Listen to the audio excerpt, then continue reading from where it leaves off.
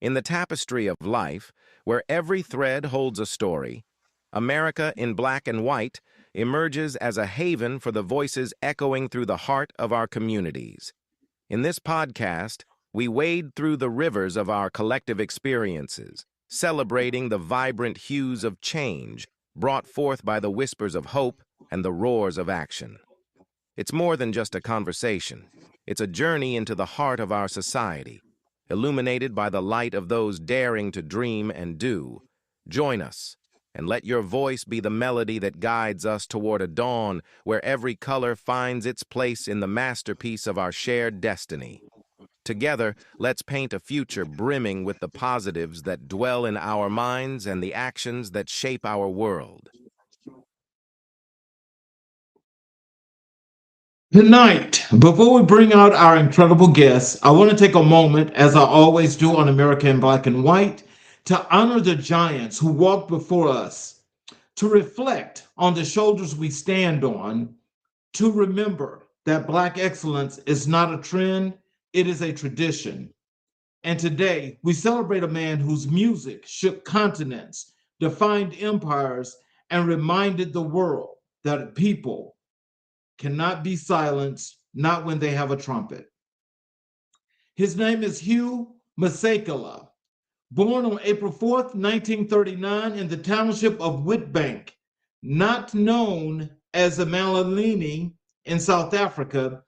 He left this earth on January 23rd, 2018 in Johannesburg at the age of 78. But the music he made, the movement he built, and the move he poured into every note lives forever. The world knew him simply as Hugh Masekela, widely and reverently called the father of South African jazz. Hugh grew up during one of the darkest periods in South African history, the brutal reign of apartheid, a system designed to crush the spirit, strip the identity, and silence the voice of Black people. But no system, no matter how violent, no matter how powerful, can silence music that comes from the soul. At just 14 years old, a young Hugh was handed his first trumpet by Archbishop Trevor Hiddleston, the beloved anti-apartheid chaplain who believed that art was a form of liberation. That single trumpet changed everything. Hugh didn't just learn an instrument, he led a revolution. His schoolmates rallied around him, and together they formed the Huddleston Jazz Band, the first youth orchestra in the history of South Africa. And when the great Louis Armstrong himself heard about this remarkable young band across the ocean, he was so moved that he gifted Hugh one of his own personal trumpets. That is the kind of spirit Hugh Masekela carried from the very beginning. In 1960, at just 21 years old, Hugh was forced to leave his homeland. South Africa's apartheid government was tightening its grip. He departed into exile, an exile that would last 30 years. 30 years away from the land he loved, the people he cherished, the soil that shaped him. He made his way to New York City, where he enrolled at the Manhattan School of Music and immersed himself in a golden era of jazz, watching legends like Miles Davis, John Coltrane, and Thelonious Monk perform nightly, learning from Dizzy Gillespie and sharpening the unique Afro jazz sound that should become his signature.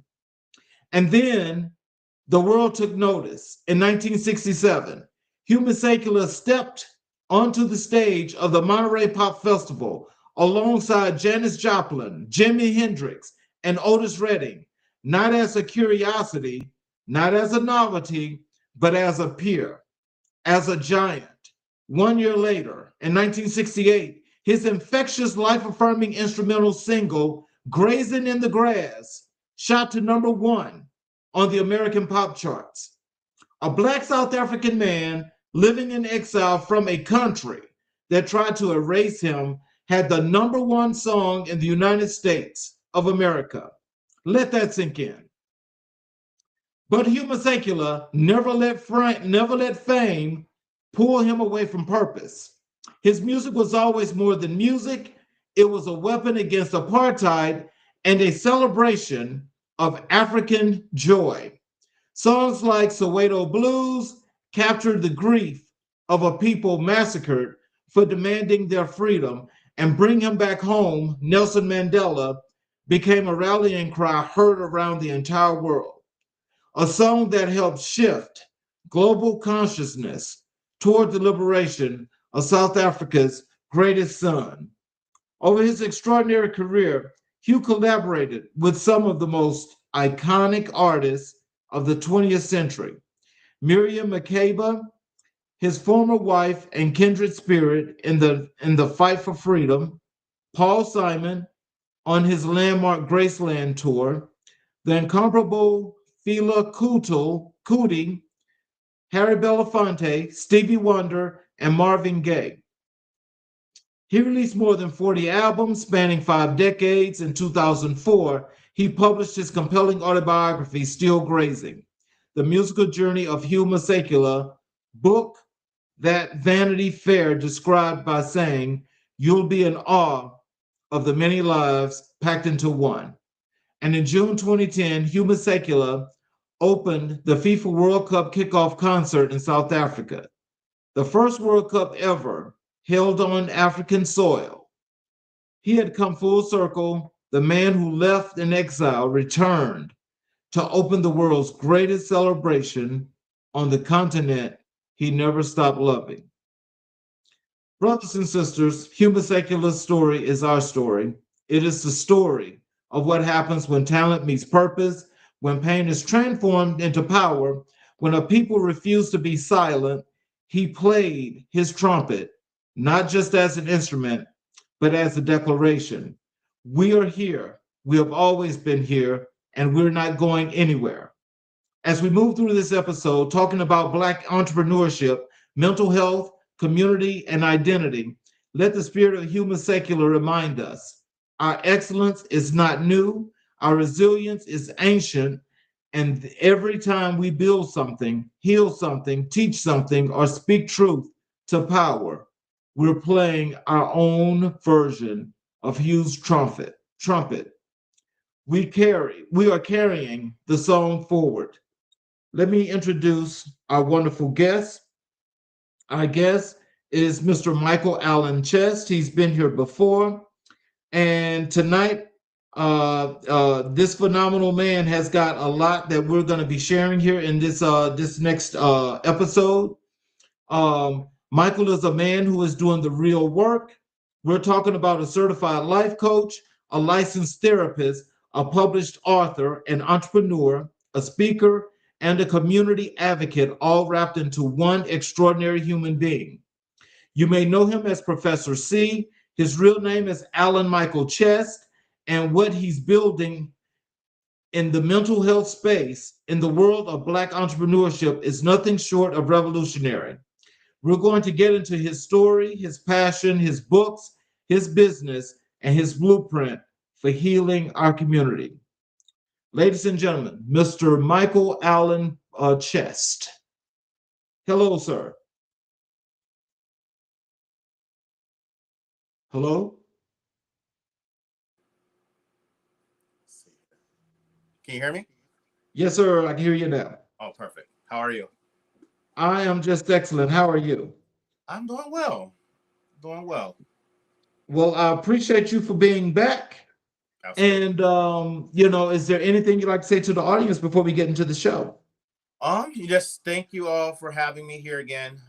It is a pleasure to speak about my experiences, especially as it relates to empowerment, creativity, and also mental health. That I'm passionate about where these areas in my life have aligned and created what I'm calling the mental movement, and my mission as Professor C to reach the people, empower others to find their unique voices and make an impact in marginalized communities. Yes, sir. And the place that I would love to start, is where we get to, your education and psychology. Mm-hmm.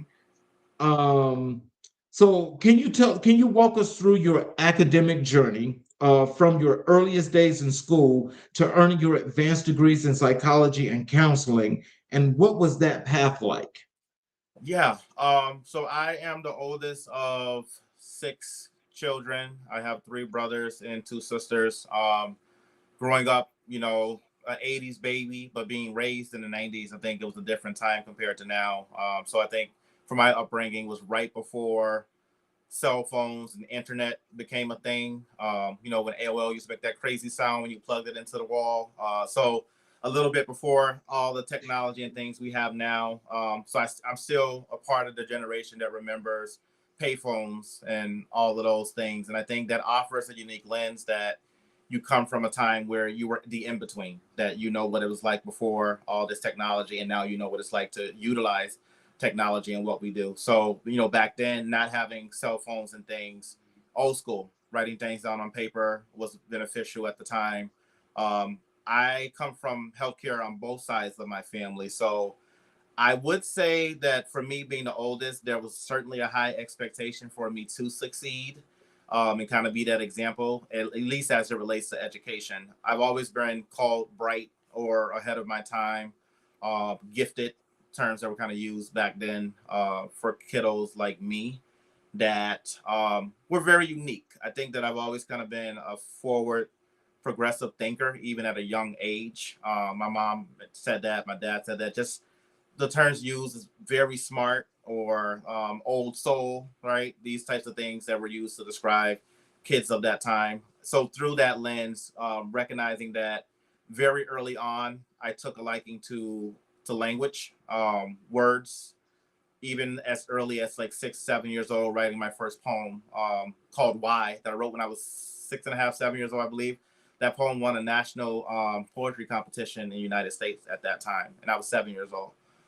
So I was always pretty, again, just pretty much advanced, I would say, just in terms of my intellectual capacity.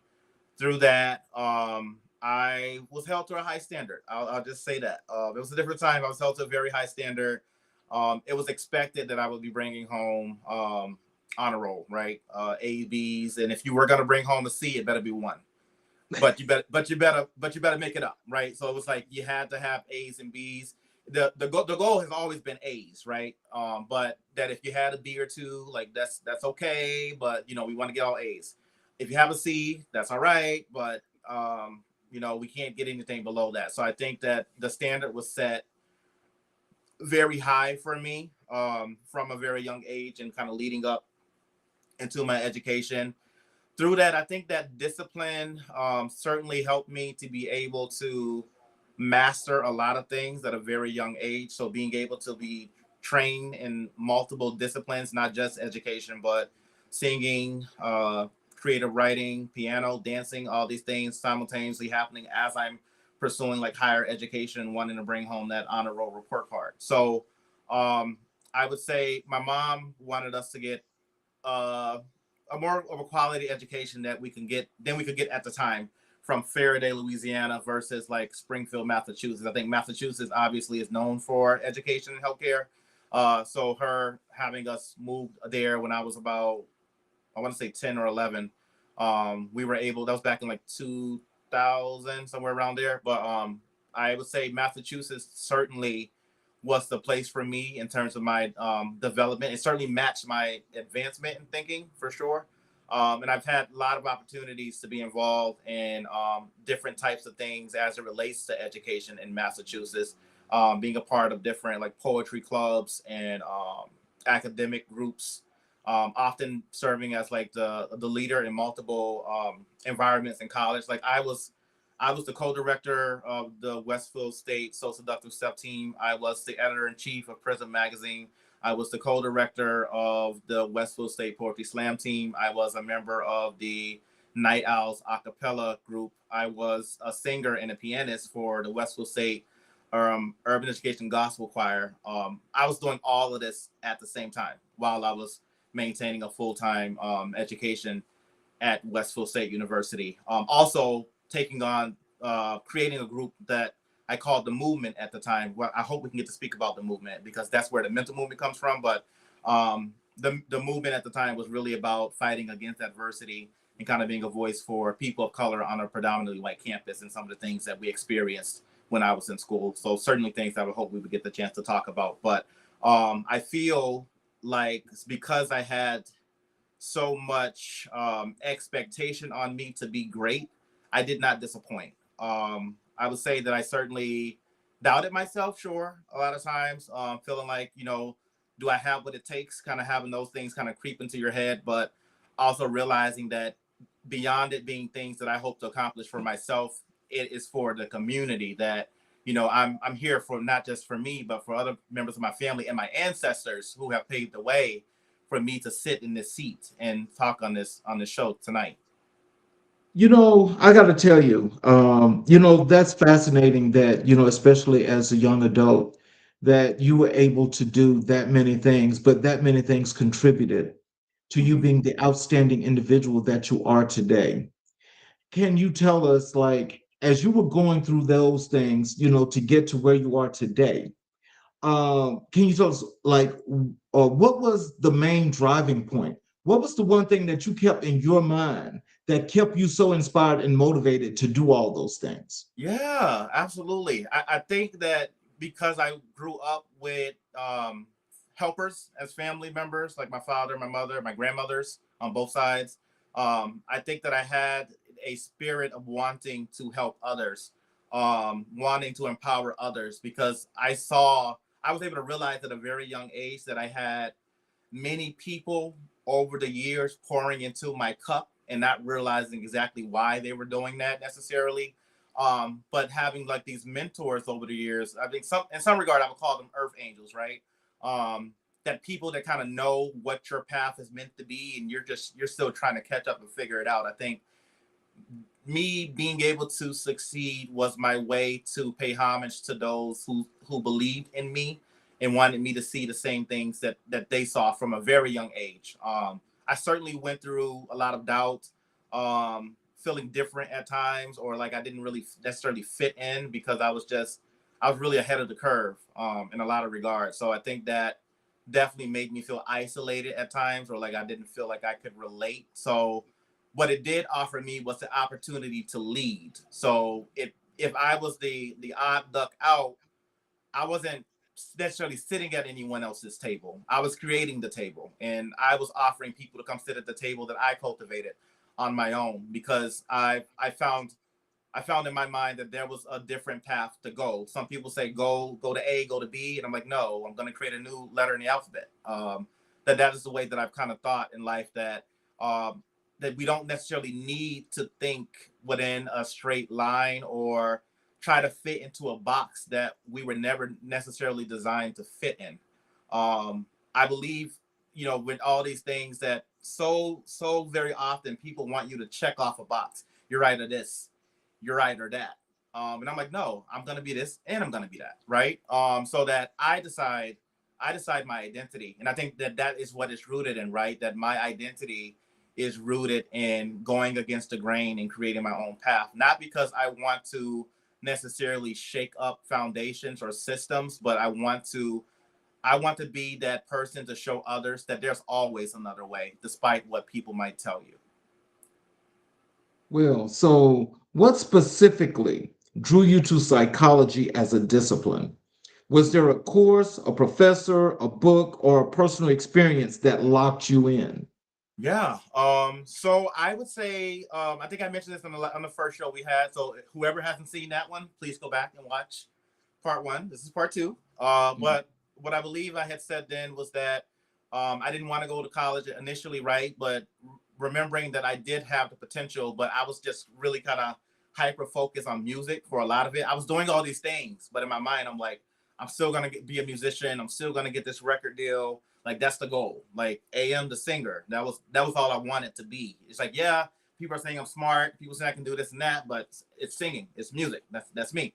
But having the urban education program at Westfield State University, it was called the urban education program. It's now called the Lead Scholars program at Westfield State University, which was a program dedicated to recruiting individuals such as myself, children of students of color or students from rural or urban areas to have the opportunity to participate in that academic boot camp over the summer to prove that you have what it takes to matriculate into the school year as a full-time student. So I believe having those peer counselors, we have other students higher up that went through the same process that we were getting ready to go through. It was a very intensive academic process. I'll tell you that it was very tough, and they expected nothing less than excellent.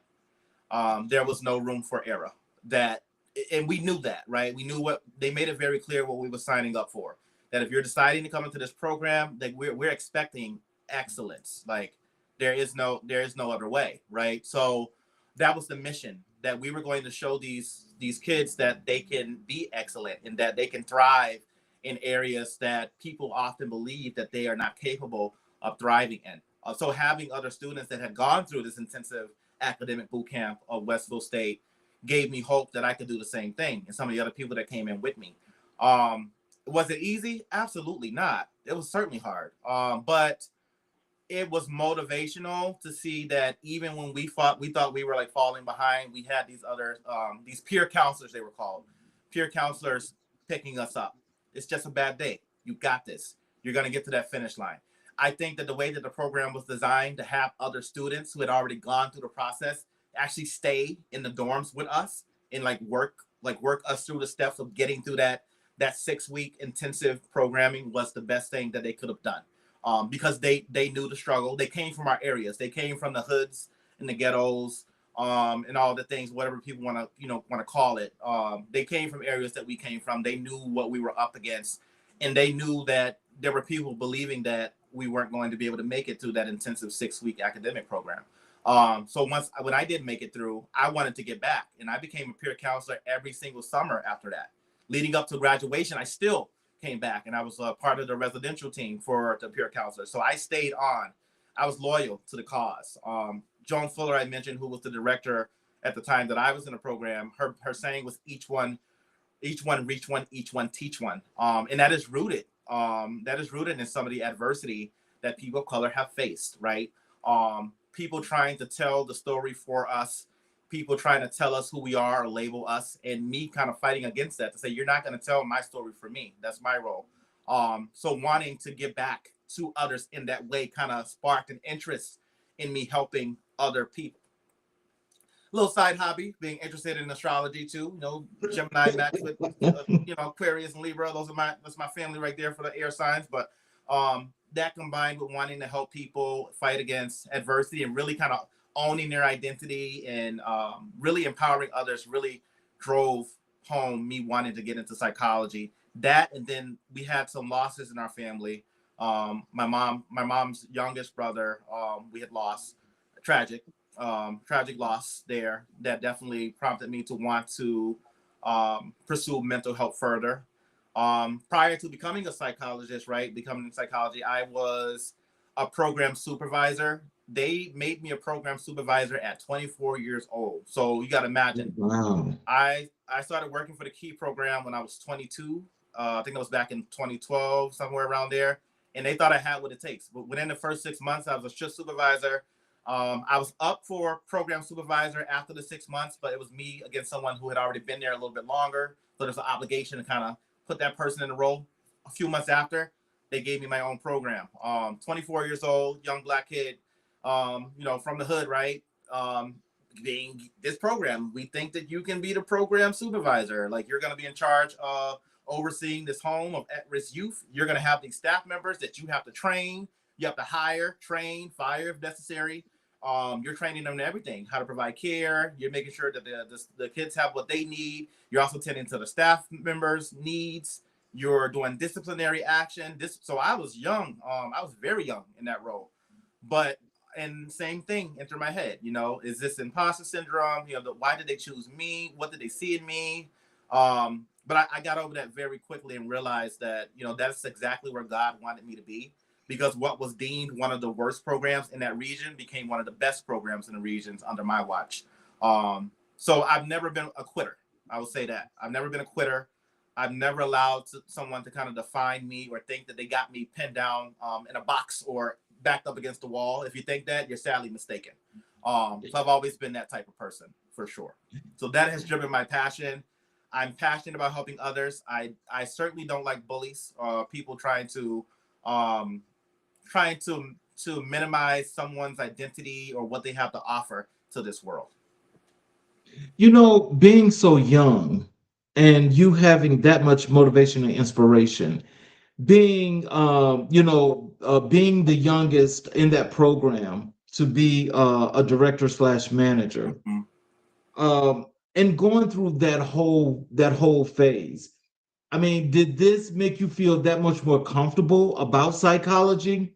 Because it seems like, at this point, that now you're pretty much going to be, the world is going to open up to you where you've got a whole lot coming to you. So, how did that make you feel and how did you deal with that?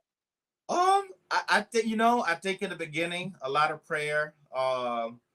There was a lot of nights that I went home like asking myself, "What am I doing?" Because I think that the doubt creeps in, but that's just the devil. I feel that or some force trying to tell you that you're not good enough. So I say don't listen to those voices that tell you that you're not good enough. So I think I tell my clients all the time too, or anyone listening, that when you hear those negative voices coming in, you need to combat that with positive thinking. For every negative thought, you need to think six positive things just to combat that one negative thing. So it shows you that the power of the negative mind is definitely impactful if you allow it to be. But you have to continue to show up for yourself.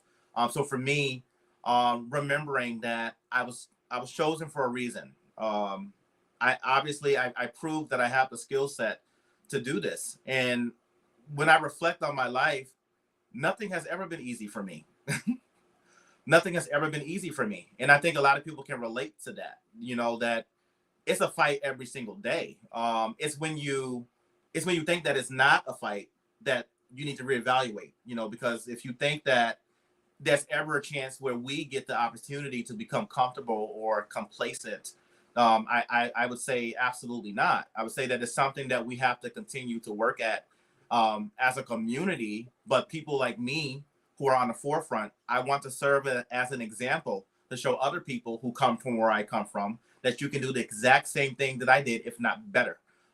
Anyone who's coming after me, I want you to be better than me. I will actually give you the tools to be better than me, because it's about helping generations continue to build the momentum for change, right? So when I'm gone, I need someone else to pick up that mantle, right? We need to continue showing up for each other, pass the baton to the next sister or brother who's trying to make an impact in this country and just in mental health altogether, especially surrounding the stigma that we have, lack of trust for people who are in these roles, who can misdiagnose or not be culturally competent, understand traditions and rituals that exist within marginalized communities. I think it's very important that the power of education is everything. So I need to be a force to help make sure that things are being handled with care, not just care, but quality care.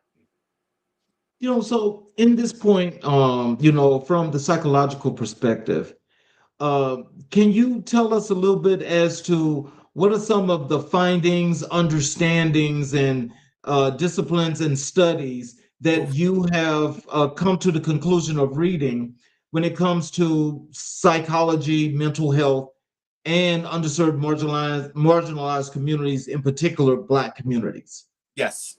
Thank you for bringing this up. So when I was in grad school, we had to pick a topic to write about, and the topic that I wrote about that I'm hoping to use for my dissertation moving forward, I'm going to publish as a research paper, is the stigma of therapy within Black and Brown communities.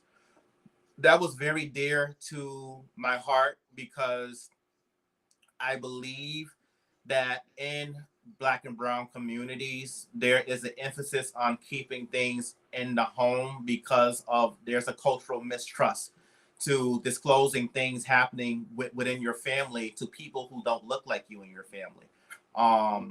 That how can you possibly disclose something that's happening within a system that you have already recognized is designed to keep you down?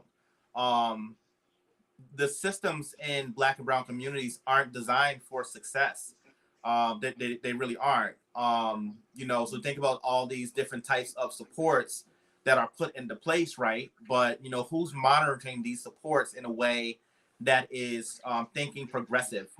This is the support you have right now, but the hope is to get you to not needing this support for as long as you need it. And there's no one to care about that, right? So it's like if you're getting government support, let's keep you getting that support, and let's make you believe that that's the only thing that you're capable of getting, and that you can't step outside of that support provided by the government to do something different, right? So systems are designed like that, even in education. There are pros and cons to kids going up a grade or kids being retained. I see both sides of it, but I think what makes me feel uncomfortable is if we have children moving on to the next grade that have not cultivated the skills to succeed in the next grade by saying, "Oh, we're just gonna increase the grade by 3 points and give them a passing grade so they can go on to the next grade, just so that the same thing could continue to happen over and over and over and over and over and over and over again." That is a system, right? If we keep adjusting the scale so this kiddo keeps passing, then we're not tending to the fact that they are missing skills. So by the time that kid is in 12th grade, they're feeling hopeless. But what have I learned? How can I apply what I've learned to real life circumstances or experiences? And because you don't have that education, now you're looking for other means of survival, right? So what's considered delinquency, truancy, and all these other things, in some regard, this is this kiddo's way of trying to survive because they have not been taught the necessary skills to survive any other way. As you mentioned, system programs and, what it's set up to do and how it actually catches people and put them in a box. Um, you know, Give me your philosophy and your thought processes as to a system apparently that's put in place to set these communities up for failure, but Mm-hmm. then come right back and you want to vilify them at the same time. Yeah. What's your opinion of that? I think that it is a setup to prison pipelines. That if these students don't have the skills that they need, and their family is starving, they're trying to survive, and they don't know any other way to try to get to make ends meet, and they're just doing what the best that they can do. I think it was designed that way. If the system was designed for you to fail, how can you overcome it? If you depend on also that system to survive in some aspect through government assistance. So it's like, I'll give you a breadcrumb. This is all you're going to get. I know this is not enough. I know you're going to do something different to try to survive. That it is a perpetual cycle of the same stuff over and over and over again. It even exists in academics in terms of testing, right? So this came up in my psychology classes as well. That, in some regard, if you think about the tests that students are expected to take of color, you ask a kid to answer a question about being on a beach in Malibu. That kid can answer that question about being on a beach in Malibu because that's not his reality. His family's nowhere on the beach in Malibu. So how possibly can he understand that question first and foremost? He's going to look at that question like that question has three heads. What are you talking about?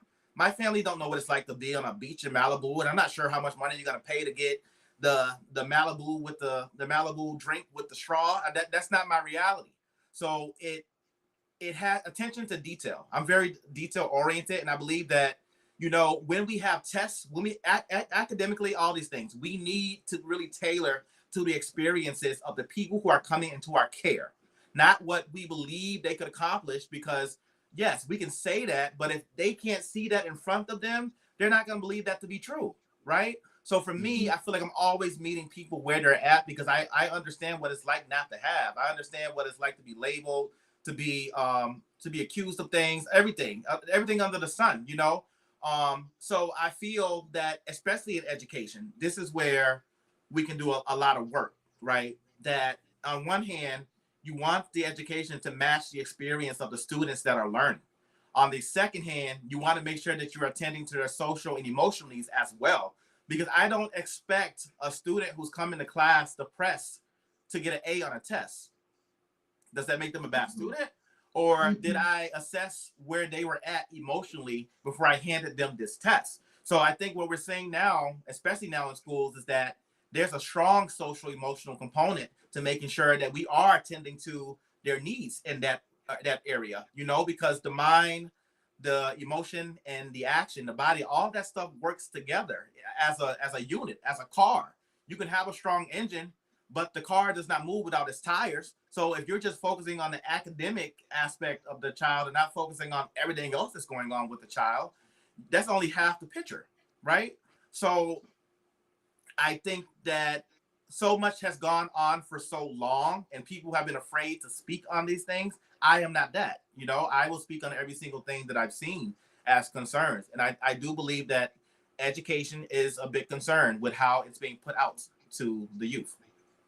Well, when you mentioned the testing and so forth, because I've always wondered, it's not the same for all students, but Mm-hmm. when we talk about especially standardized testing, Mm-hmm. it's been historically known to be racially biased. Mm-hmm. And so when you come from an underserved and marginalized community, sometimes not all, but some people kind of struggle, when it comes to taking these tests, with tests being set that way, Mm-hmm. because they've never changed. Um, what are some of the things you're hearing as far as some of your peers as to how they're actually going to change this? Is it going to change? When will it Mm-hmm. change? What's that going to look like? Yeah, great question. I think that so many of us in the field are wearing multiple hats. Like we're not just a therapist, we're the coach, we're the teacher, we're the parent advocate. I think we realize that we have to be those things. So even me, case in point, right? I didn't just settle for a licensed school adjustment counselor, licensed therapist in psychology. I said, no, I want to be in the schools too. I want to put my hat in every single race to support these students and people in general, right? If I have that skill of being detail oriented to catch the small things, then I need to have a seat at every single table to make sure that I can advocate for people who can't advocate for themselves. So you're noticing that when you look at the credentials of therapists, you're seeing a licensed mental health counselor, a school adjustment counselor. You have therapists that are also social workers. You have therapists that are also teachers. So it's like I think in general, I think that because mental health is at an all-time high, I can speak confidently and say that I'm not the only one thinking this, but therapists would believe that we have to take on this role. We realize that sometimes what we do has to extend beyond just the traditional therapy model where clients come into your office and they're laying on a couch and you have your notepad and you keep asking them why, what, who over and over and over again. Like it has to be deeper than that. So when I'm meeting with my clients and their kids, especially, I am going to have a session, but I'm also going to have a parent meeting. I'm going to have a school meeting. I'm going to have any meeting I need to have to make sure that they're getting the support that they need across every area of functioning, not just academically, socially, physically. I want to know that they're they're thriving all of those particular areas. So I think that having a type of vigilance, so to speak, is important in this day and age to make sure that things aren't getting missed or pushed aside or being minimized as if it's not important because it's not the majority's concern. Mm. So, as a Black man pursuing advanced degrees in psychology, did you ever feel like an outsider in academic spaces? And how did you navigate that? Yeah, absolutely. I think that I think that people believe, I don't know if all people believe this, but let me just say this. There's no peachy road for a person of color who's achieving a higher education. Some of it has to do with the fact that a lot of times you are one of two Black people on a predominantly white campus if you don't go to a historically Black college or university, right? So I didn't go to like a Howard or anything like that. I went to a predominantly white college in Massachusetts where I was one of two in the class, which was a culture shock. I think to some degree, it is a culture shock when you're sitting in these classes because by default, you have to be the voice for everyone who looks like you. That is a lot of responsibility. When you walk into a classroom and you see that you are one of two, and you are one of two who can speak to your experience, and there are 25 to 30 other people in that class who look nothing like you. So with that, there's an added pressure. Um, a part of me recognizes that was going to be the case anyways, right? Because it was difficult to matriculate into the campus. It was not easy. And I think it was designed that way because the leaders that recruited us knew what we were going to be up against. So as much as it's about intellectual capacities, it's about how can you handle your emotional responses when you are in these spaces with majority not looking like you and a different type of microaggressions that can come up. Okay. It's not always direct on a campus. It might be sly, right? So I think about situations that have happened to me where, being one of two in a class full of Caucasian Americans, white people, where the teacher is having everyone in the class say, "Tell me where you're from. I want to know about your family history." And people can say, "Oh, well, my family's French, or my family's from Russia or Australia," whatever, you name it, right? And then getting to the Black people, and we're like, "Well, we know that we're African American." And then the response not being, "Well, okay, it's really, you don't know which African tribe you're from." So things like that, right? It's not necessarily in your face, but it's in your face. So just little things. Or, you're walking with your friends and someone walks past you and your friends that don't look like you and your friends, and they're like, "The moment, the music, you better never let it go." Right? So having those experiences, I think, so for me, the way that I respond to that particular situation is I'm going to say, "Hello, my name is Alan Michael Chess." Because you're not going to use, yes, I love that song, right? We all love that song, duh. But you're not going to use that as a way to try to kind of frame my background or who I come from, that, we're all about like hardcore rap music and stuff like that. We can do that and we can still be scholars in the academic settings. So I think, kind of experiencing that really lit my fire to be able to sit in this seat and be a voice for someone who's experienced those types of adversities, especially on a college campus. You will see it not directly in your face, right?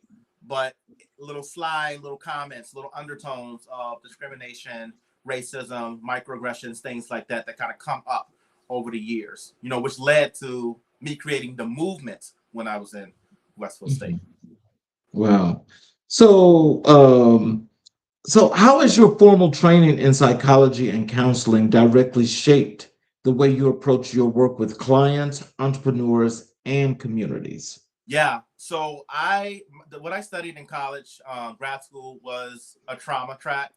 Obviously, for me, trauma resonates with me because I believe that because there is this stigma of therapy within Black and Brown communities that we don't seek back then. We did not seek out therapy. It was not something that we did, right? We handle things within the house. So I think me wanting to kind of shift that lens, I realized that there was importance for someone like me who was pursuing a higher education to be in that seat to where I could study trauma. Trauma being like the most impactful thing I've studied in my psychology program was trauma. And then secondary to trauma, some of the other things like family systems and what other things would be like violence in communities, things like that, things that impact people of color. I was really attuned to when I was in my programming. So trauma combined with my training in DBT, which is dialectical behavioral therapy. DBT was created by Marsha Linehan, Dr. Marsha Linehan, the creator of DBT, who was diagnosed with schizophrenia, right? She was diagnosed with schizophrenia, and she ended up becoming a doctor and creating one of the most prominent treatment modalities utilized in therapy, DBT, right? What I love about DBT and how that connects to trauma is that DBT is action-oriented. What we see with CBT, cognitive behavioral therapy, is that there's a lot of focus on what's happening in the mind, right? The thoughts, because it's believed that the thoughts create emotions or feelings that then create actions. The actions oftentimes being impulsive behavior, doing a behavior that's going to lead to some type of pain, suffering, or consequence, right? So with DBT, we take it a step further and say, yes, we recognize these thoughts, but we want to build some skills, some action-oriented steps that we can take to try to decrease the intensity of an emotion that one might be feeling at any given moment or time. And I think that resonates with me. especially in my work with trauma and individuals, because oftentimes individuals do have intense emotions and they don't know where to put them. They don't know what to do with it. They don't know how to make sense of it. So for me, we're going to slow it down. Let's slow this train down a little bit to get to the root of where this is. If we can name it, if we can rate the intensity of it, we can figure out how to decrease that number. I always say that, my work is never to be a fixer. It's about guiding.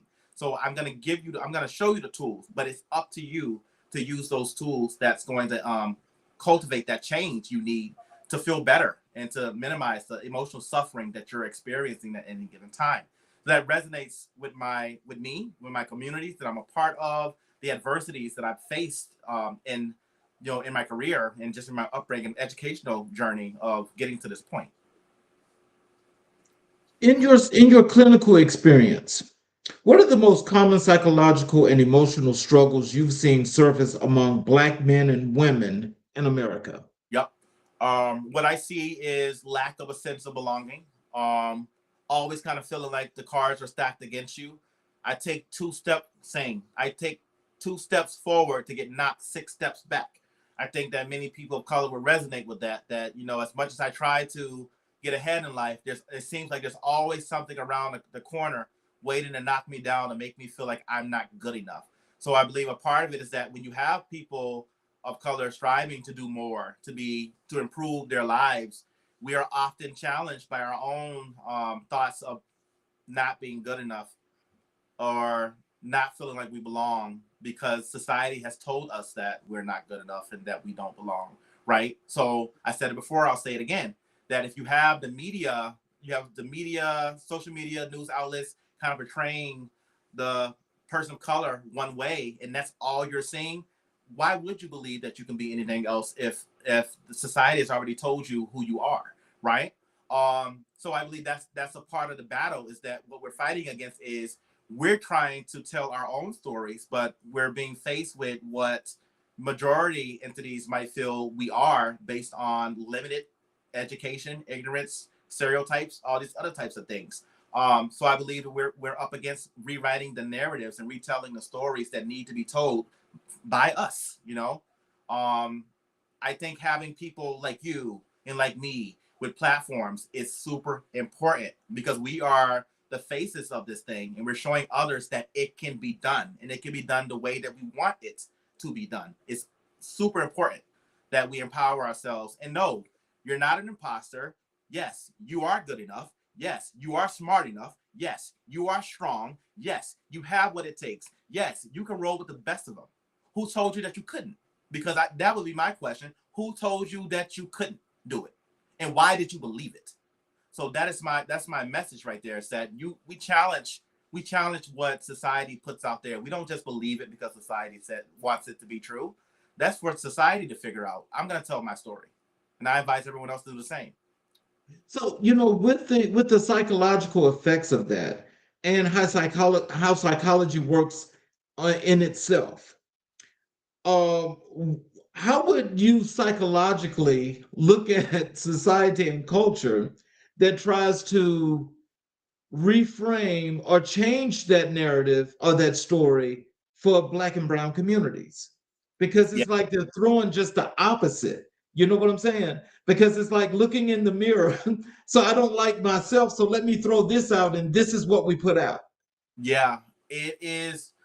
I think what's often missed. So cultural competency, I would say, as when I started in the field, was when I believe that cultural competency was starting to get like a big momentum. I don't believe that, at least in my own upbringing, that there were many cultural considerations in terms of why someone could present with a specific behavior. I believe that is a big part of it. That what do we mean when we say cultural competency, right? What does that mean? I think that I always ask people these things, even if I think I have a meaning in my mind. I'm like, well, what does it mean for you? Because what's cultural competency for me can mean something different to someone else. So I believe that we really have to define what these things actually are. If we're gonna say what cultural competency is, what does that mean? What does one have to embody to be a cultural competent therapist. I mean, a lot of times it's not being from the same side of the tracks as the person that you're meeting with. And it's certainly not a requirement to meeting with someone. But what you need to have is empathy to this person's experience, right? So if a client comes in and they say, yeah, this is my story and this was just really horrible for me. And then the response is, it couldn't have been that bad. That is, to me, a breach in cultural competency because you're minimizing my experience. So I think that a part of it is recognizing that we're not there necessarily to form an opinion on someone's story. We're there to help them work through what they believe their story actually is. And rather agreeing or not agreeing with how detrimental that experience was, we can recognize in a moment by what we can see and by what we hear that was a very tumultuous experience for them nonetheless. So you have to be careful. Language matters. Have to be very, very careful not to try to minimize someone's story or downplay someone's experience just because we don't believe it's that big of a deal. Right. Mental health stigma in the Black community is a real common, thing. It's real. It's a big barrier. How have you personally witnessed that stigma, and what strategies do you use to break it down? Yeah, I believe the stigma exists when traditions should be more considered. There's a criteria. So whenever we have a client coming to us, we always assess for the presenting problem. I always say, I don't like to use the word problem either.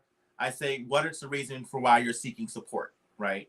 How can I support you? How can I help you? That's the approach I take as opposed to what is your presenting problem? Or chief complaint is another word that's used when we're assessing someone for a diagnosis. So we always want to know why they're there. Why are you here? How can I help you? You have to look at the onset. That is when the presenting concern, the chief complaint, the reason for support would have begun. What was the issue that caused the person to want to seek therapy? Sometimes it's a year, sometimes it's 6 months, but we want to know a time frame. We also want to look at the frequency. We want to look at the frequency, how often, the intensity, how bad, like how bad is it, right? How bad is it impacting you? But also the duration. When you do have symptoms, how long is it lasting? Those are the 4 things that you want to ask when you are completing an intake assessment with a client. Oftentimes, we also have to, well, not often, always. You should always be asking about religion, spirituality, cultural practices, and rituals.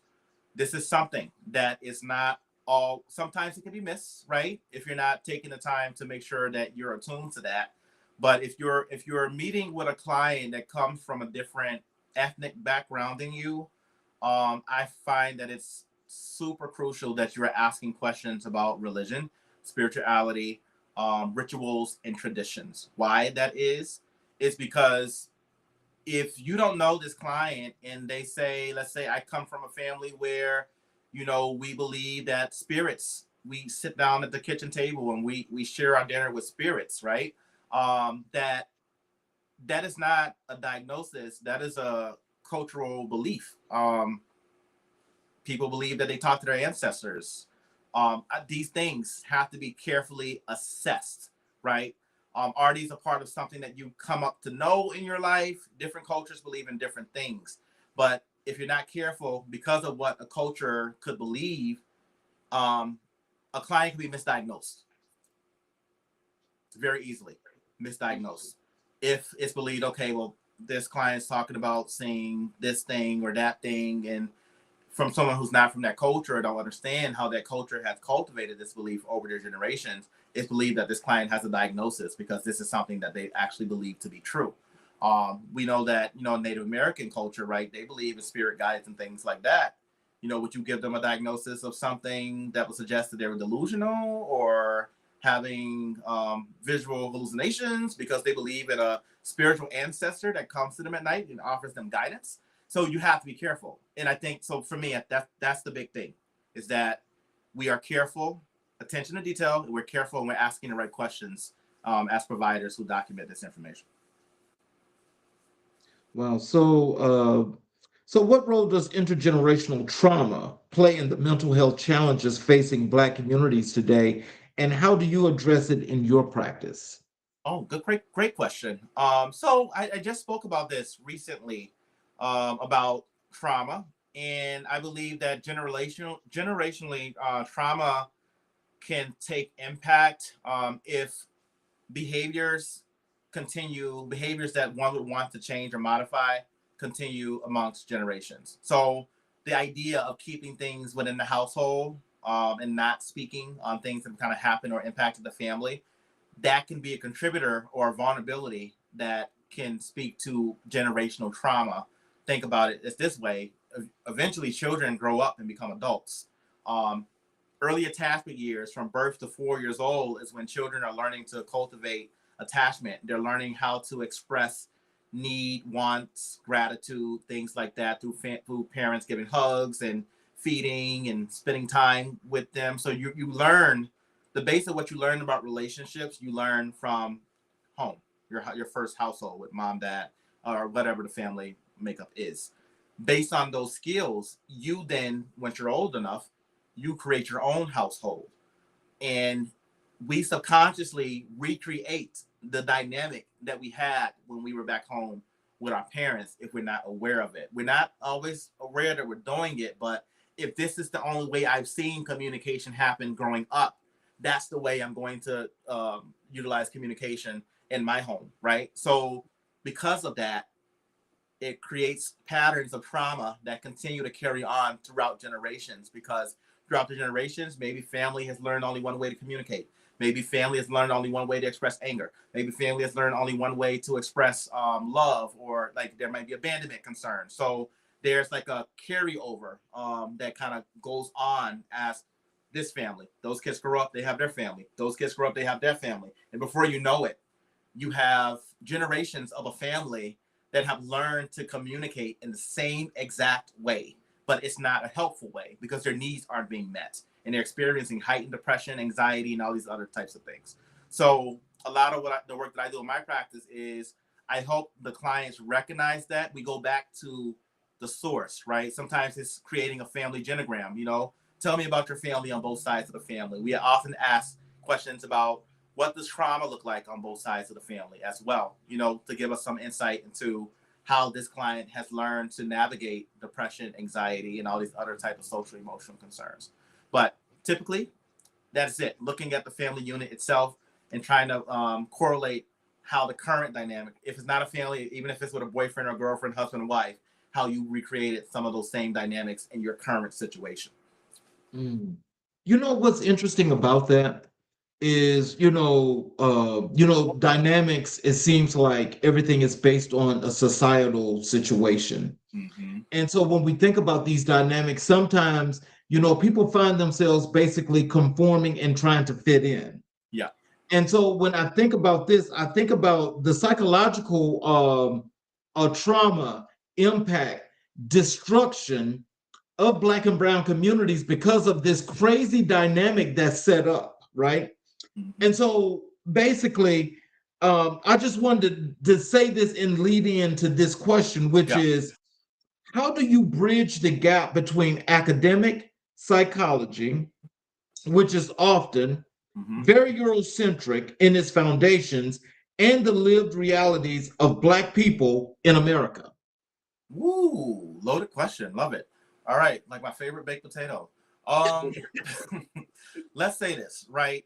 So if you are very comprehensive, you should really touch upon all those areas.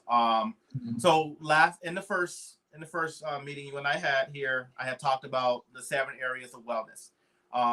That you have to look at each aspect of a person's life and assess how they're functioning on each area, 10 being the highest in satisfactory functioning, and then 1 being the least. That's spiritual, occupational, environmental, social, physical, emotional, and intellectual.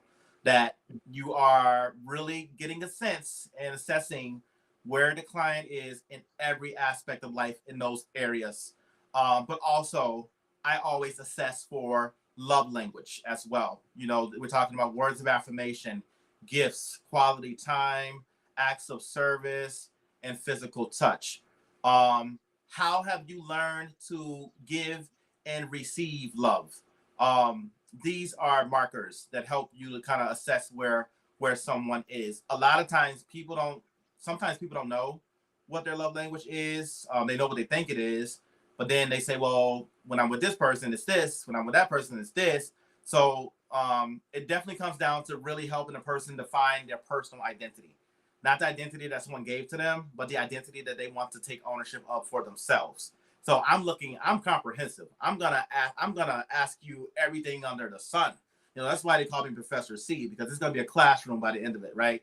I'm gonna ask you these very comprehensive questions because I really, really want to pin down everything that we need to know. Oftentimes my clients are like, I didn't even realize that I was functioning and at that level in this area. I didn't realize that this was something that I really enjoy over that thing. I always thought it was this that I enjoyed, but now I'm saying that that's never been true. So why did I think that in the first place?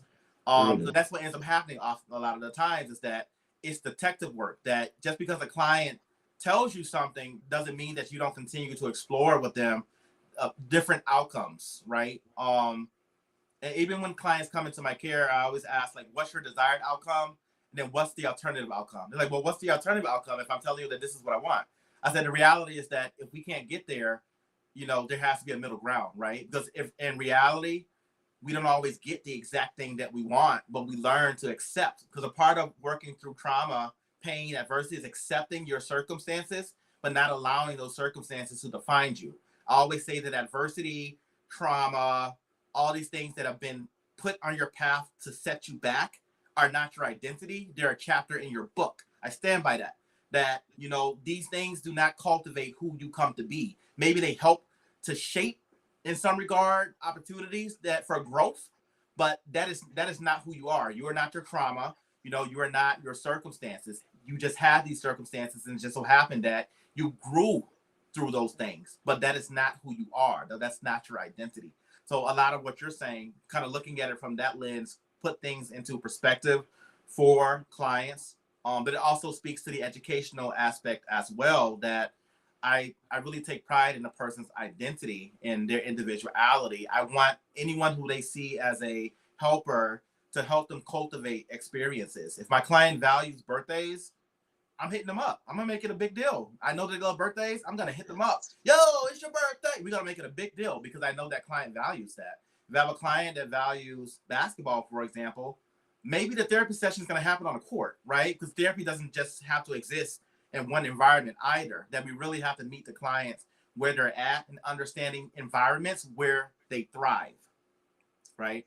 It's about understanding where they thrive in life. So if it's on a basketball court, if it's on a football court, if it's at a dance recital, and we see like what they get from those areas, I want to pull that into the work that we're doing as a centerpiece. If you are a singer and you are the happiest when you're singing, that's going to be the centerpiece of your treatment. We're going to use that as the forefront, and we're going to pull everything else towards that, right? So we're talking about trauma. We're going to use music to talk about trauma. We're going to use dance to talk about trauma. We're going to use basketball to talk about trauma. We're going to go from that perspective. So that is what I do. That's how I've been able to kind of cultivate experience for change that is rooted in empowerment, recognizing where someone is, but also allowing them room for growth, not kind of putting them in a box, but letting them tell me where they think they can go. What does culturally competent therapy mean to you? And why is it so critical that Black people have access to therapists who look like them and understand their experience? Absolutely. Cultural competency to me means that we are taking the time to understand someone's story. I want to know everything about your story that you believe has shaped who you've become from your perspective. I think it is in recognizing that you don't always understand someone's experience, but it doesn't mean that you don't have an open ear, right? I always say this, right? If I don't understand a client's perspective, that does not mean that I can't work with them. Teach me. Any therapist who can tell your client, teach me, help me understand. That is showing empathy. That's showing that you care. That's validating that you care about what this client has to say. Cultural competency is about that. You want to hear about the unique stories from the lens of your client. That's why so often now in treatment plans, the therapists have to come up with a goal, but then there's a section that says, write that goal in the client's voice. How would the client say that goal? I think that treatment plans should be written into the client's voice because it speaks to their experience, and then healing should speak to their experience as well. That is cultural competency from the client's lens, using the client's language and helping them to cultivate and stand proud in who they are through their language, their traditions, their rituals, and everything else under the sun. You can say, I've never walked in your shoes, but I'm empathetic to your struggles. Teach me more. Mm. You know, see that. I'll be honest with you. Whenever I go to see a therapist, because I do, and in doing all of the work that I do, I like to make sure that I try to stay about as free in the mind as possible, because there's a lot that's intertwined and interchangeable as to our communities, Mm-hmm. and a lot of that can be very traumatic. Yep. And the empathy and the sympathy that you speak of, as that's given out, I mean, that comes back as a reflection. Mm-hmm. And so when people care like that, let's say even yourself, Yep. you know, when you have those situations and you're putting your heart and soul into trying to help these people because you really want to do this, you like doing what you do, but that's just the real you. Yep. How do you try to help to prevent a lot of this from actually coming in onto individuals or people in general that want to do this help, because that gets to be a lot? It can be very overwhelming, right? I think that you have to be attuned to what the client is feeling in that moment. Um, Even if you're trying to empower a client, they might not be in a place where they want to be empowered. So you have to know, any wise therapist would recognize that you have to really assess where that client is in that particular session. Sometimes they come in hot, right? Let me tell you. So you gotta be ready for that.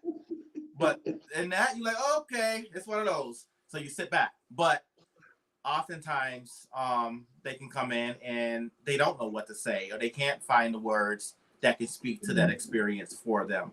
So it doesn't mean that we are necessarily filling in that void by giving them the words to say, but we're trying to help them name the emotions that they're experiencing, for one, that speaks to the experience that they've had. So if a client's coming to me and they're highly disappointed or sad, I use what's called the DBT behavioral chain analysis. Um, it goes beyond looking at the behavior that you see in front of you, but looking at the patterns that contributed, patterns, triggers, and vulnerabilities that have fueled that behavior, right? So what's happening in that client environment at any given time? What type of patterns? Is it someone who cries every Wednesday when it rains outside? That's a vulnerability. Why does the client cry when it rains outside? Because the rain reminds them of a passed over loved one, right? Things like this. It happens all the time. So me, and other people who work in the field, I believe, have to be very attuned to like what's going on for the client by use of paraverbal communication, which means it's not about what you say, it's about how you say it. It's recognizing that sometimes what the client can't say with their mouth, they're going to say with facial gestures, body language. They're going to say with isolation, withdrawal. Those things speak as well when they can't speak from their mouths. Oh, wow. If you could change one thing about how psychology and mental health are taught and practiced in this country here, to better serve Black communities, what would it be? Yeah, I've been thinking about this a lot lately as well, and I think that we really should consider getting ahead of the curve on mental health concerns. Um, I think that when children nowadays are assessed for a lot of things in schools, they're assessed for ADHD concerns. They're assessed for autism and things of this nature. But rarely do things come up with regard to other mental health concerns unless the student child has had a behavior in school that was problematic for the teacher. If a kiddo's coming in and they have a mismatched socks, or they might not smell like they took a shower or something along those lines, that is when there's a concern, right? I believe that when we're noticing these things, even the slightest kind of change in behavior, we should be asking questions. Not that everything is a problem, not that everything is a concern, but it shows that you care enough to ask those questions from the beginning and not waiting until the issue kind of blows up and it's out of control. I believe that a lot of times we practice to resolve an issue that has already been an issue for some time. I'm suggesting that we recognize what could be an issue before it actually becomes an issue. If you can recognize the signs that lead to increased mental health, aggressive outbursts, anger outbursts, depression, sadness, if you can recognize those signs from the beginning, we can take more preventative measures as opposed to being a solution focused agency in some regard. If we can get ahead of the curve, we can catch it early. Early intervention is so important. I want to be on that side. I was on that side of things for a bit. I've done both. I've been on the early prevention. I was working in schools, but I've also been on the end of things where kids have been removed from homes through care and protections and truancy orders from a judge. I've been on both ends of the spectrum, right? So I've seen where kids, when they're just starting to develop those behaviors and might not even have a diagnosis, and I've seen the kids when they've had like chronic mental conditions and diagnosis. So another issue too is that we have to be careful with how we diagnose too, especially kids from a young age. It's a very tricky dance as a therapist or doctor, right? You have a 6-year-old, a 7-year-old coming to you. You really don't want to give that child a diagnosis, right? Because they are still in that early stage of development. But does it happen? It does. Sometimes you have a kid that's 7 or 8 and they have a diagnosis, right? They've been given a diagnosis by somebody. That stuff follows them. It follows them in school. It follows them sometimes beyond that, with being put on medications because they've been given a diagnosis. So I just think if we're very attuned to being early preventionists, that we can get ahead of the curve. That's super important. I was actually getting ready to move on, but I had a follow up for you on Yeah. that because, when you think about, kids in school and how they're doing all of this diagnosis and putting these kids on all these drugs and everything. How many times, to your knowledge, and I'm just asking this as to understanding, Mm-hmm. how many times, to your knowledge, have you seen these schools that are diagnosing these kids and throwing them all these drugs, all this Ritalin and all that other stuff that's really screwing the kids up as they get a whole lot older, and the diagnoses are wrong? That happens often. And there's no consequences for it, though, because they've screwed the child's mind up. Right. And so, in seeing that, I mean, is there anything that's being done that you know of when it comes to these schools and this education system? Because this system is out of control, actually. Right. It's great that you said that, because you're right. Sometimes the diagnosis can be a misdiagnosis. That's why I spoke to the mistrust, right, in the therapy field. So when I understand your experience, so having advocates for, it's twofold. So I'm gonna drop some gems here, but firstly, having advocates in the schools, so having more people of color working in schools that can work with some of other students of color that can recognize some of the behaviors, can be a voice to say we should try this and this before we move to medication. I'm not a big believer of giving kids medication at a young age. I'm just not.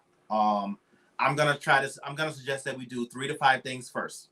If those things don't work, and we try, but we said we can say without the benefit of the doubt that we gave it our best, then we can try medication, but not as a long-term solution, as a let's trial, let's see how it goes type, right? So anyone who comes to me, if I have kids coming into my care and their parents are considering medication, I'm always suggesting, well, let's hold off. Let's schedule this amount of sessions first to see what type of skill building we can do to decrease the intensity of that behavior. And then if we're not seeing changes in home and school, then we can talk about medication. Not that a kiddo is going to be put on it, but we're going to evaluate them for it to see if it could be a potential trial, not something that's supposed to be permanently set. So again, if you're having therapists who are also school counselors, that's very common today. There's a lot of therapists who are also working in schools. You have school-based therapists. You have me, like licensed mental health therapist / school adjustment counselors. Just some different variations of a therapist / school counselor. It's important that we are in schools so that we can be the ones to kind of pose the questions to prevent kids being put on medications too soon. That is one aspect of it.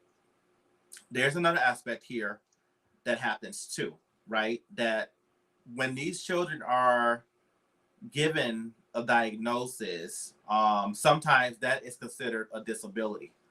That's not really talked about often, but like ADHD, for example, could be deemed a disability, right? It's considered a health disability.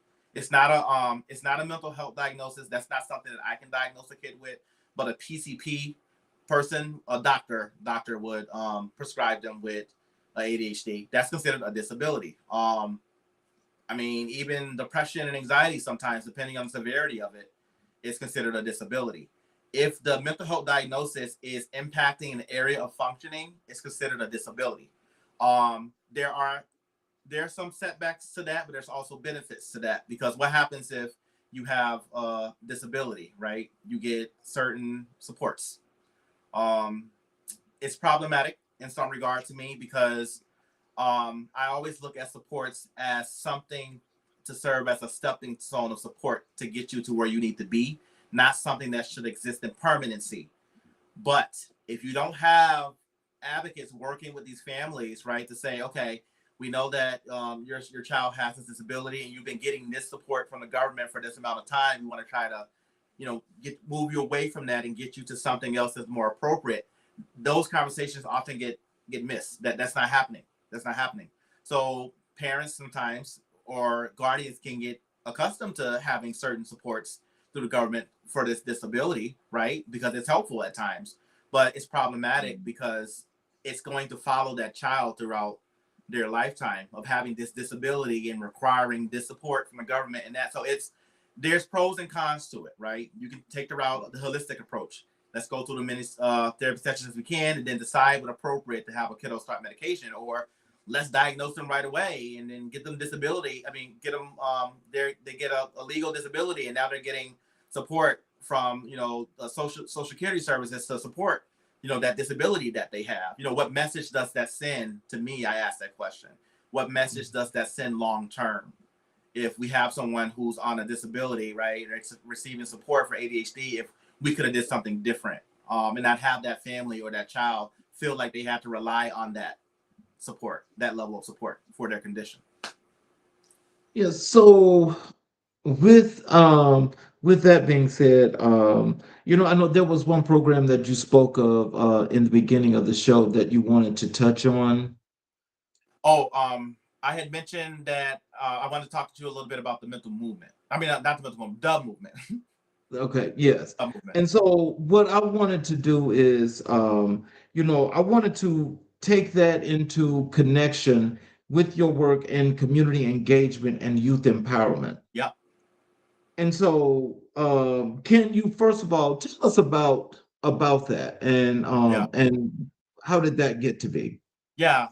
The movement came about because, you gotta think, I was in college. When I started college, it was like the end of 2006, 2007, right around there when I was a freshman in college. And at the time, I want to say that the college really had this idea of trying to empower students of color to want to be on college campuses, especially a campus like Westfield State that was predominantly white.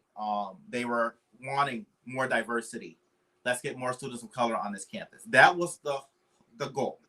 The goal was to diversify the campus.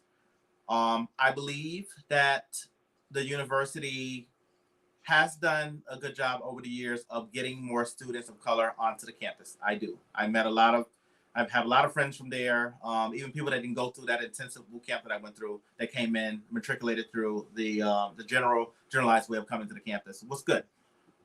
But there were times when, let's just say, things got a little questionable, right? When I was a freshman, we were all put in the same building.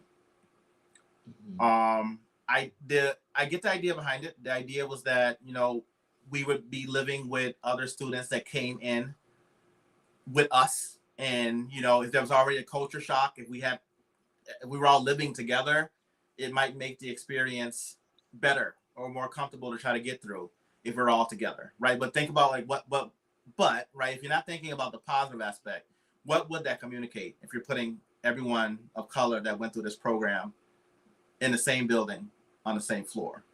I think that, so again, in hindsight, I know what it was intended to do, but what it was intended to do did not match what actually happened. So what ended up happening is that building ended up getting some nicknames when I was in that building, right? So me and some of the other students in that building were hearing that this building was called, when we were staying there, was called the zoo, the welfare building, the jungle. These were names used to describe that building that we were living in. So that was one strike, right? For me, being someone who's I would say that I'm pretty vocal when it comes to these things. So that was something. We had a whole meeting about that on the campus, but obviously it was just because other students that were there with us kind of came up with these nicknames because they thought it was cool at the time to call it the zoo, the welfare building, and the zoo. Okay. So that vandalism in areas where students of colors were staying, racial slurs being, yelled when you're walking to your car and someone's driving by with your friends and calling you out of your name. All these things were happening. So I just got fed up. I was the one in school that my friends always just be like, "Alan Michael, shut up. Alan Michael, don't say that. Alan Michael, stop." I'm like, no. So I was always just very vocal and just kind of like, I'm going to say what I need to say. So I took it upon myself after the incident. Me and my friends were the ones walking to a car, and there were 4 students that weren't of color that yelled racial slurs out of their cars. I made a big statement. I wrote a article that got published in the front of the campus college newspaper. It was everything that I wrote verbatim. They just pretty much took my email that I sent and they published it on the front page. Every student, teacher, everyone under the sun saw that article, and it created this big stir on campus. Who was this guy? They published this article. I had met with Joan Fuller before I did that. She was the director of the urban education program, and I told her what I was going to do. She was always that mother figure for us on campus. So I wanted to make sure that she knew, this is what I'm doing. Joan, Miss Fuller, this is what I'm doing. I'm letting you know, this is what I'm about to do. So she said, you do what you feel is best. Your voice deserves to be heard. So I did just that. From there, it got so much. It definitely created a uproar, not in a negative way though. People were coming out of the woodworks to support. Professors coming to book buildings for students of color, marginalized from marginalized groups to come together and speak about their experiences on campus.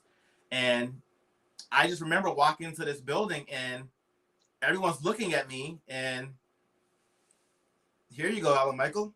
They gave me a mic. And I'm like, what am I supposed to do with this? And they said, we want you to talk. We want you to speak. And that is what, and I remember that, being nervous out of my mind, because I did not think that was going to happen, but it did. I remember walking up on that podium and being nervous. I'm like, thank you all for, it was such a huge turnout.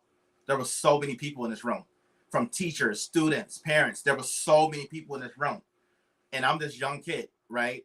This college student. And they's like, we want to hear what you have to say. That was probably one of the most pivotal moments in my life because it made me realize that my voice mattered.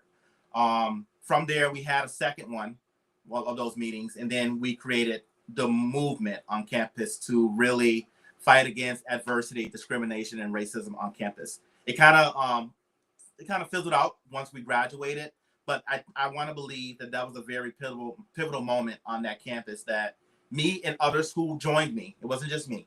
I was just the one kind of leading the charge, that we were going to be the ones kind of fighting against discrimination, microaggressions, racism, all these things, and just not going to sit quiet and let it happen. So that led to the movement being created. And I was reminded of that when I decided to create the mental movement, because now I still believe in fighting against those things, but now I have a mental health background to back it up. So when it comes to that, and you know the premise and the foundation and the basis of the movement, what were you hoping that you would change when it comes down to creating the movement? And when you got the opportunity to speak, what was one of the things that you were thinking about that whole entire process as to what was that going to look like? Right. I certainly wanted to feel like I belonged. One of the things I talk about in my practice when it relates to worthy of life is that in order for someone to feel like their life matters, they have to have a sense of belonging, activity, fulfillment, and a way to cope with negative emotions. But sense of belonging is important. That sense of community, right? I think I took on so many roles as a leader in so many ways on this campus is because I was trying to cultivate an experience of belonging for these other kids that were with me in these particular groups, right? I didn't really fit into a box. I belonged in I was a part of every group, right? That's still how I am today. My saying is this: if you're skilled in every domain, you can appeal to every domain. It is my mission to make sure that I can connect with every single human being that I can come into contact with. Billy Joel with the guitar, I'm gonna be right there with you, bobbing my head. You know what I'm saying? So it's like, for me, it's about cultivating experience. Not that I'm trying to pretend to be something that I'm not, but that I am showing that I respect you and I honor you, where you come from, what you enjoy. It's not about me, right? It's about me honoring you in that moment. And then when it comes my time to be honored, I hope that someone will respect my background and honor me as well. So the whole premise behind the movement was to honor every single person on that campus, not just people of color, but also white students as well, because I had a lot of white friends in college. It wasn't we had white students on the step team with us that can get down with the get down. They had the moves. So it was like, for me, cultivating an experience where everyone could appreciate everyone's distinct differences and not vilify them for their differences, not try to put you in a box or believe that you are supposed to fit a statistic or stereotype because you saw something on TV or this rap video last week. That was my whole point of the movement, that we were going to challenge misconceptions that keep people divided on college campuses. My whole premise is to connect everyone together. It's not about being black, white, yellow. It's about appreciating that you're black, white, yellow, and that we can all stand together for the benefit of growth, gain, prosperity, abundance. There's room for everybody at the table. It doesn't have to be one way or the other, but it's a problem when you decide that you're going to vilify people from marginalized communities or say that their lives don't matter as much as the majority. That's problematic in so many ways. And it's not about one life mattering more than the other. Also heard, people say, well, why is there a Black History Month? That has been said before. Well, because, because we do need something, because Black people fight every day to be seen. Black people do work 10 times as hard as their counterpart to be seen, heard, valued, right? So of course we want to make sure that we are honoring our community and where we've come from, and recognizing that we've been up against a lot of adversity. Over 400 years of slavery, when reading was taboo. Someone like me is not supposed to exist. Imagine me jumping in a time machine and going back to the time when I'm not supposed to read. I'll be probably running for my life, right? So it's just like you got to think about that, right? The things that I'm able to do now would have got me killed decades ago. It's not supposed to be possible. I've had supervisors tell me, you're not supposed to exist. Like a black man and a therapist, like articulate, that's unheard of, right? It's like we're a unicorn, so to speak. So kind of fighting against that is providing representation and saying that anyone else who feels like they have a unique story and that they want to feel empowered and they want to make an impact in communities, take a seat at the table. And I'm going to hand you the mic, just like somebody handed me the mic. This is me handing you the mic. Let's do this together. Well, you're right about that because actually now we've gone to the point now where we're actually owning a lot of tables. And Absolutely. so I think that that's very, very important because we need to keep owning as many tables as possible. And when it comes to where we can offer the seats, oh, you can have a seat. No, you can't have a seat. You know, that's very important because, and it's not about the being exclusionary. It's about for going through all of these times of where things have been taken away. Right. Is what's so important about this because these folks that created this system, they understood what that system was. And I know that as time went and we're now here in the 21st century, that it was evolving to change. So I think the evolution of coming to the change has been the major, major problem. Right. So now we're going back to this point where we're trying to push time back to 1955, but we're in the 21st century. Right. How are we going to do that? I don't know, but they're trying to find a way. But I don't think time is going to let that happen. Right. Right. But I think when it comes to what you're doing with the movement, because I really do love that. And what I wanted to ask you about, as I say, as it relates to your work with community engagement and with youth empowerment, is if you can intertwine that with this question. Describe the community engagement work you do, and what does it look like on the ground, and who are the communities and young people you're working with most closely? Okay, great question. So, obviously, everyone knows that I am very big on the arts, singing, dancing, instruments, and with the mental movement. If you were following my TikTok or YouTube, you'll know that every week I release something new, and it might be a song, it might be a spoken word poem, it might be a dance, but it's something that speaks to empowerment. It's something that fights against social injustice and adversity. From that lens, when I am working with individuals, I am trying to help them cultivate what would be deemed their mark on this world, what they feel empowers them, what they feel makes them great, what they feel are their unique strengths. So that is one in one regard. I am picking up momentum by I'm trying to travel more to different states, and I like to cultivate a stage where I can perform and then we can have some type of discussion afterwards to talk about the significance of that performance, right? So something I've done is called the cultivation of awareness, being something that speaks against segregation and police brutality in this country, which we know has always been at an all-time high. And we say their names, but after we say their names, then what happens? So this is an experience that I continue to bring home, is that what do we do after we say their names? What happens when the audience of the protest goes home? What's next? So those being some aspects. And then the makings of a good leader. I have, actually, too, I've been kind of fighting against keeping those things up and running because some force is trying to silence me, but that's just not going to happen in terms of being able to speak about these things. So it's just so happens that now that I'm getting up, my following is growing or whatever, I'm being kind of getting pushback on promoting the cultivation of wellness that speaks about police brutality and segregation and politics in this country, and leadership in this country, and people being appreciated for their differences and feeling like their culture matters. So I'm fighting against that right now. So I feel like as much as possible, I need to be visible by going when I can travel. Go to places to speak to different groups, go to universities. I am scheduled to go to a university soon to speak, to empower students to find their unique voices and to make impacts in communities and figure out what their lane is. So that's one way I'm giving back, right? In the sessions, in the community, going to these different universities, performing in these different venues, trying to bring more and more people in so that they recognize that they do matter, and that I value their voice. I value your voice. I value your uniqueness.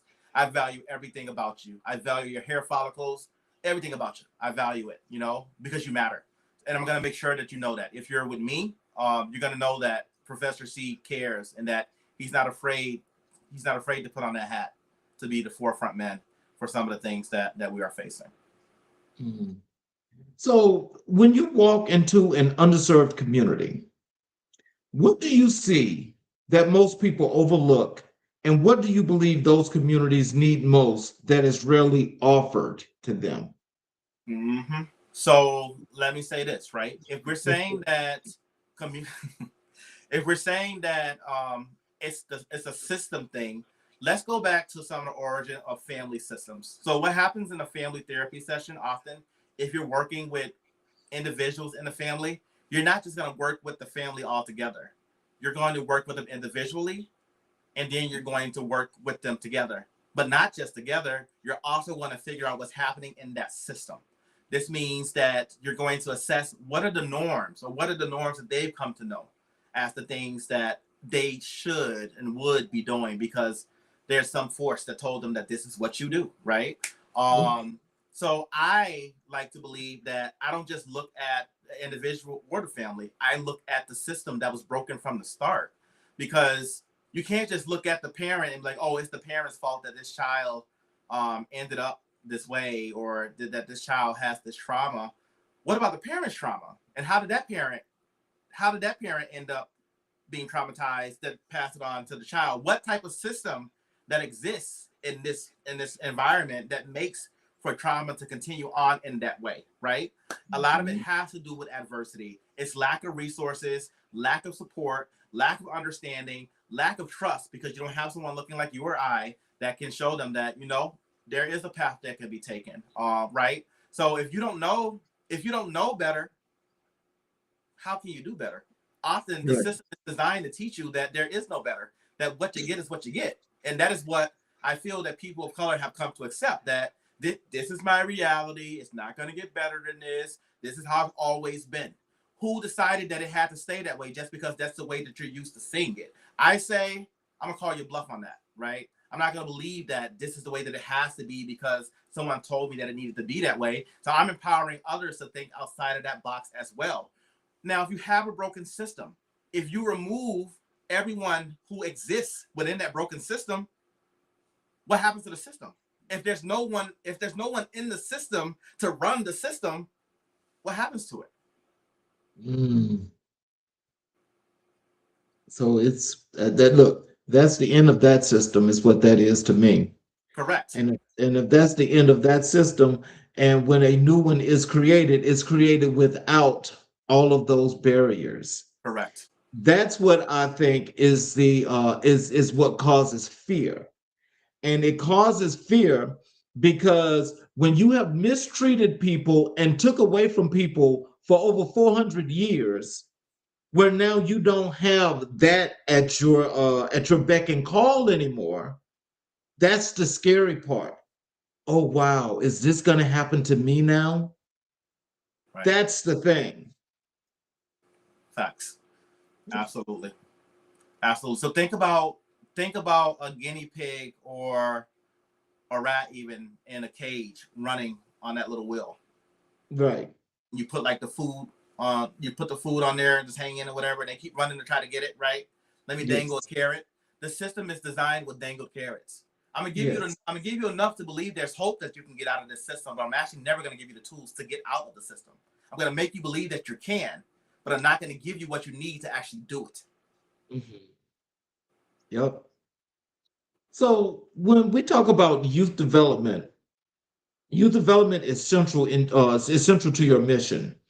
What do you say to a young Black kid who doesn't see a clear path forward, who feels like the system was not built with them in mind? Yeah, I would really try to cultivate recognizing what makes that kid smile. Like, what's the reason for why that kid chooses to wake up beyond a parent saying, get up, get ready for school? What do you enjoy within the day that speaks to your purpose? I've always told people to pour back into your cups. That self-care is about pouring back into your cup. And then once the cup overflows, you can then pour back into the cup of others. but that care really starts with you. That in order for you to show up as the best version of yourself to give to others, you have to really pour back into your cup. But for me, cultivate experiences to where we teach our youth to pour back into their purpose. When I was young, it's like being old school back in the day.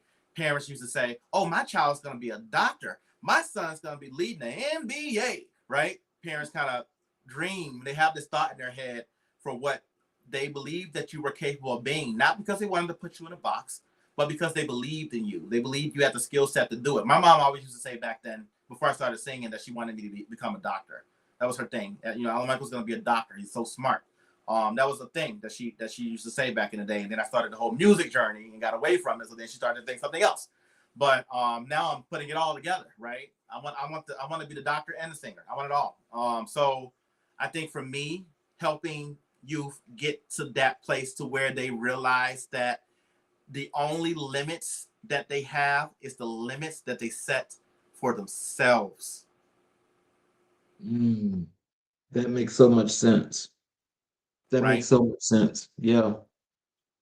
What role does mentorship play in the transformation of Black youth, and how are you actively working to increase access to high quality mentorship in your community? Yeah. So I began working with other entrepreneurs and leaders. There's a few groups that I've been working with. Actually, there are parents who are also coaches, or there are parents and guardians who belong to organizations that support Black and Brown youth, especially our boys. Kind of coming up, men of color kind of supporting boys of color being a thing. Just last week, I did a podcast. You've heard of it. I did a podcast on talking about men, right? Black men in this country, and especially speaking to the experience of the youth. I believe that right now, I'm trying to really increase my contacts with those leaders who have access. I used to do a lot of work when I was working full time in schools. I used to help in that way. Like I would help the youth through after school programming, but I'm not doing that anymore. So now I'm trying to find a more creative way to support the youth that are not necessarily clients of mine. So there have been talks about me doing some volunteer work with other agencies that have like these programs that boys can attend that speak about mental health and empowerment, in other ways just to support their growth. So that is still a work in progress. Right now, more directly though, I'm working with parents who have young boys of color and kind of helping to cultivate experience in that way. Also still maintaining some contact with agencies that I used to work with in the past that have youth of color that might need some mentorship or some guidance in how to work with particular youth. I think I mentioned last time that I did a training with some of my staff on we did an actual PFP, me and my supervisor at the time, on how to do this Black girl's hair, right? So we had to do a formal training on it. And then we created a document, typed it up, everything. So it's sad that sometimes that you have to go there. But in my experience, that's what I see, that there is a lack of kind of knowledge and education and how to work with students of color just because of lack of exposure. It's not because of, a lot of times it's not for any other reason, just because you might have let's say you have a white student who just graduated from college and they decide to work for a nonprofit organization and has a program full of Black kids, right? A lot of times, sometimes they don't know how to necessarily work with kids of color because they never really had that much exposure to kids of color. So I think that's a huge part of it, is that we're paying attention to that, and we're not vilifying them because they don't know.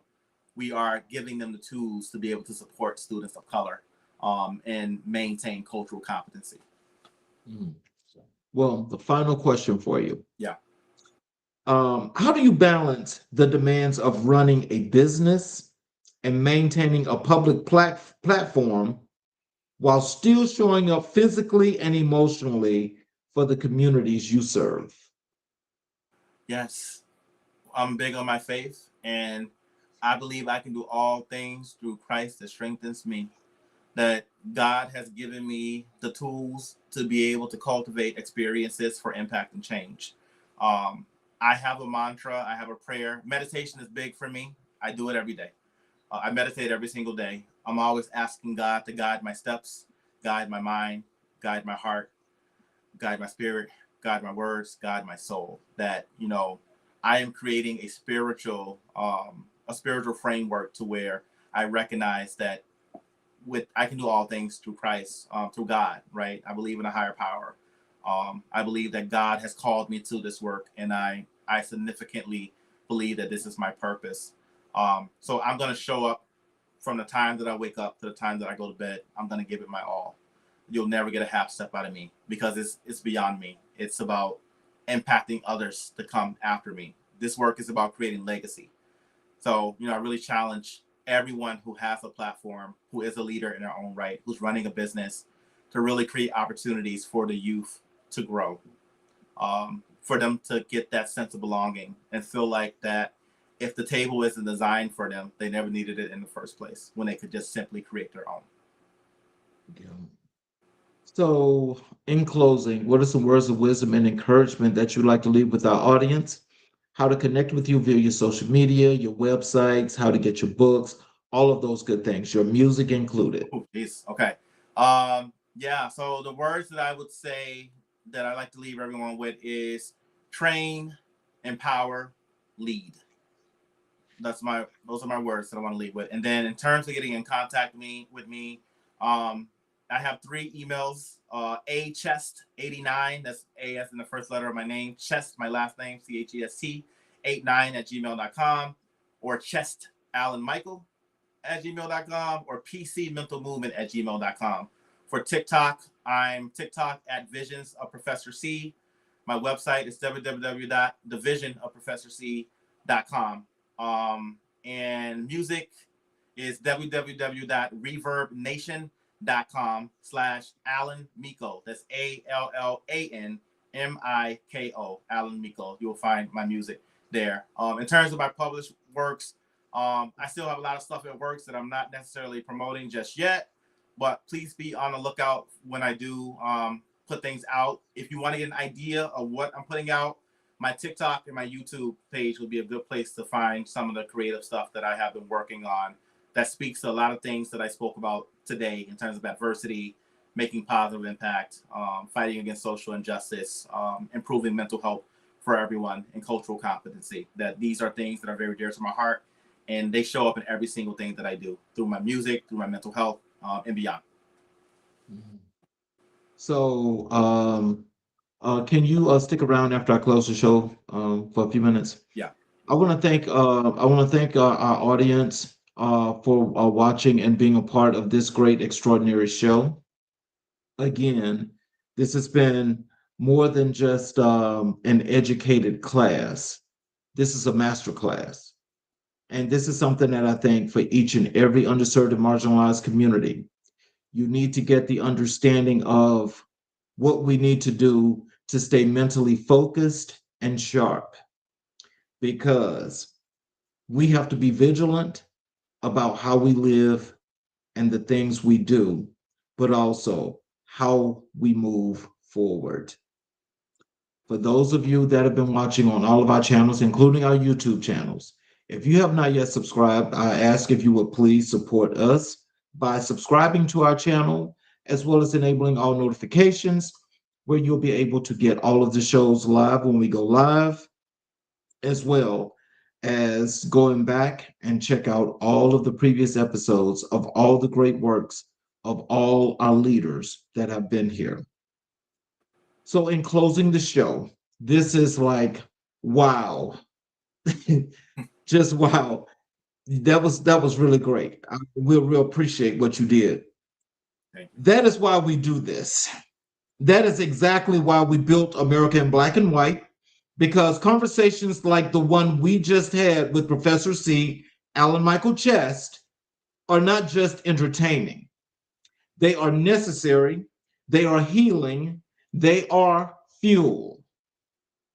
Tonight, we talked about the courage it takes to become an entrepreneur when the system was not designed with your success in mind. We talked about what it means to heal, really heal, as a Black person in America. We talked about the power of psychology and the responsibility that comes with using your knowledge to lift others. We talked about giving back to communities that need more than good intentions. They need people who actually show up. Professor C is one of those people, and after tonight, I hope you feel that too. And we cannot leave without circling back to our brother, Hugh Masekula. Hugh left his homeland for 30 years, but he never stopped playing his song. He never let exile silence him. He turned pain into platinum and protests into anthems that outlived apartheid itself. That's the energy I want you to carry out of this episode. Whatever you're going through, whatever systems is trying to box you in, silence you, or hold you back, pick up your trumpet and play louder. This is American Black and White, Season 4, Episode number 91. And we're not done if this episode moved you. And I believe it. I believe it did. Subscribe, share it with your people, leave a comment, and let us know what hit home for you. Your engagement keeps this platform alive and growing. We do this for this community. We do this for you. I'm your host, Charles King. Remember who you are. Remember where you come from, and never stop reaching for what you were born to be. We'll see you the next time. God bless you and stay excellent. We'll see you tomorrow for another great episode at 6 p.m.